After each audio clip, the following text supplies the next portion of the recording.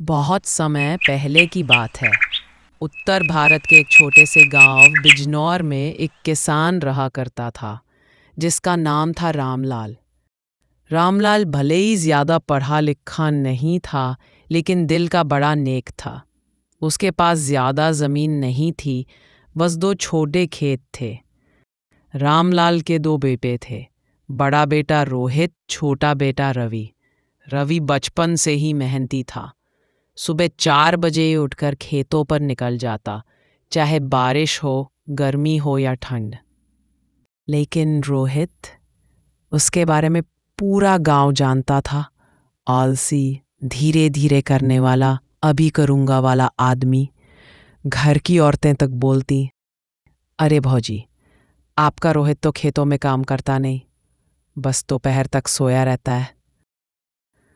रोहित की पत्नी सीता भी परेशान थी। घर में तंगी बढ़ती जा रही थी। रवि की शादी नहीं हुई थी, लेकिन वह घर का सारा बोझ उठाता था। रामलाल को हमेशा चिंता रहती, दो बेटे हैं मेरे, पर खेती रवि अकेला कर रहा है। पता नहीं रोहित कब सुधरेगा। लेकिन किस्मत को शायद कुछ और मंजूर था। एक दिन अचानक रामलाल बीमार पड़ गया। कुछ ही दिनों में उसका देहांत हो गया। घर पर रोना पीटना मच गया।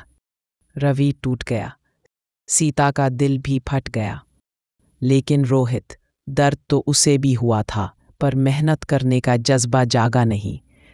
रामलाल की मौत के बाद दोनों भाइयों ने जमीन बांट ली। रवि ने रोज सुबह 5 बजे खेत पर जाना शुरू कर दिया। लेकिन रोहित वही पुरानी आदत, सुबह उठकर बोला, अरे आज नहीं, कल से पक्का काम शुरू करूंगा। कल, वही कल, हर दिन कल आता, पर काम आज नहीं होता। सीता तंग आकर बोली, रोहित, इस तरह कैसे चलेगा? घर में आटा खत्म होने को है। रवि अकेला सब नहीं कर सकता। तुम कब तक ऐसे पड़े रहोगे? रोहित गुस्से में, अरे चुप भी रह जाओ, मैं कर लूंगा, तुम हर समय ताना ही देती हो। सीता का दिल टूट जाता। वह रोते रोते चूल्हे के पास बैठ जाती। उधर रवि, थोड़ी सी जमीन थी, लेकिन वह रोज मेहनत करता और सबकी मदद भी करता। गांव में सब उसका सम्मान करते थे। एक दिन रवि अपने खेत में काम कर रहा था। काफी देर काम करने के बाद उसे भूख लगी।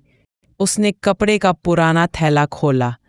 बस 2 सूखी रोटियां, थोड़ी सी चटनी। रवि ने सोचा, चलो, भगवान का दिया है, खा लेता हूं। जैसे ही वह पहला टुकड़ा खाने लगा, पीछे से एक धीमी आवाज आई, बेटा, मुझे कुछ खाने को मिलेगा। रवि मुड़ा। सामने एक साधु खड़े थे।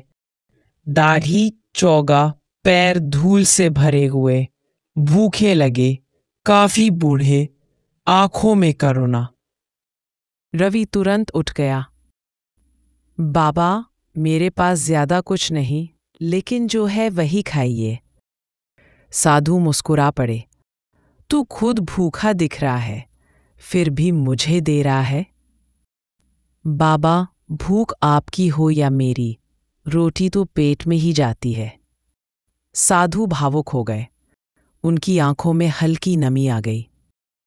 तभी रोहित भी पास के खेत से आता दिखा।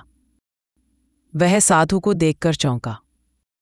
प्रणाम बाबा, मेरी पत्नी भी बहुत अच्छा खाना बनाती है, आप कभी हमारे घर आइए।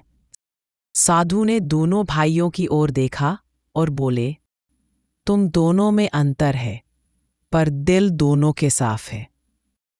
दया, भक्ति और सेवा का फल हमेशा मिलता है। फिर उन्होंने अपने झोले से एक छोटा सा कपड़ा निकाला। उसमें एक चमकदार सा बीज था। साधु बोले, यह एक जादुई बीज है। इसे लगाने वाला मेहनत करे तो इस बीज से ऐसी फसल उगेगी जिसे कभी कीड़े नहीं खाएंगे। पानी कम दे भी दो तो भी पनपेगी, और जितना काटो उतना ही बढ़ेगा।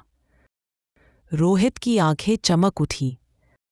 अरे वाह, मतलब मैं बैठा रहूं और फसल खुद ब खुद उगे? साधु ने कड़क स्वर में कहा। नहीं बेटा, यह बीज आलसी का साथ कभी नहीं देता। यह सिर्फ उसी को फल देता है जिसका मन सच्चा हो और जो मेहनत करे। रवि ने हाथ जोड़कर कहा, बाबा, हम इसे संभाल कर रखेंगे। साधु मुस्कुराए। मेहनत का रास्ता कठिन है, पर उसका फल युगों युगों तक मीठा होता है। जादू वहीं काम करता है जहां इरादा सच्चा और मन साफ हो। इतना कहकर साधु धीरे धीरे चलते हुए खेतों से गायब हो गए। आज रोशनी भी जैसे अलग थी, हवा भी अलग बह रही थी। दोनों भाई जादुई बीज लेकर घर लौटे। रात को खाना खाते समय रवि बोला, भैया, कल सुबह मैं इस बीज को बो दूंगा। रोहित बोला, कल क्यों? बीज जादुई है ना, कभी भी लगा देंगे। इसको रोज पानी देने की भी क्या जरूरत? रवि चुप हो गया। अगली सुबह सूरज उगते ही रवि खेत में चला गया। बीज लगाया, पानी दिया, मिट्टी को सही से दबाया, आसमान की तरफ देखकर बोला, हे ईश्वर, मेरी मेहनत रंग लाए। लेकिन रोहित, वह घर में बैठा बोला, कल लगाऊंगा, आज तो धूप भी तेज है। 3 दिन निकल गए। बीज घर में ही पड़ा रहा।